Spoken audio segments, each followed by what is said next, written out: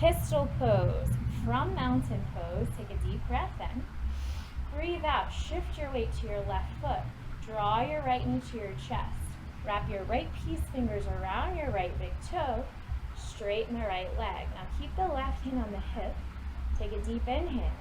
Breathe out. Bend the left knee. See how slow you can lower your hips down. Once the hips have lowered, take the fingertips on either side of your hips to help with balance. Keep the right foot floating. Deep breath in, long breath out.